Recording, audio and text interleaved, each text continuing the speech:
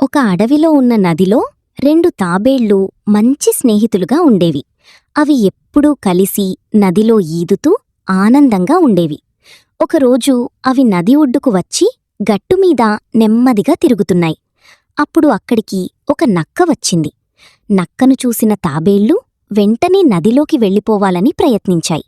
కాని నక్క వాటిని చూసి వెంటనే వచ్చి తన కాళ్లతో వాటిని పట్టుకుంది. తాబేళ్లు తమ శరీరాన్ని గట్టి డొప్పలో దాచుకుని తప్పించుకునే మార్గం గురించి ఆలోచించాయి. అప్పుడు ఒక తాబేలుకు మంచి ఉపాయం తట్టింది. అది నక్కతో ఇలా చెప్పింది. నక్కబావా, మేము గట్టుమీద ఉండగా చాలా గట్టిగా ఉంటాం. నీటిలో నానితేనే మెత్తగా అవుతాం. అప్పుడు నువ్వు మమ్మల్ని తినగలవు.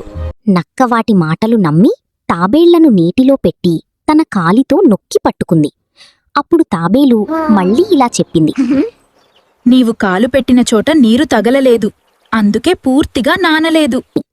నక్క వెంటనే తన కాలు తీసింది.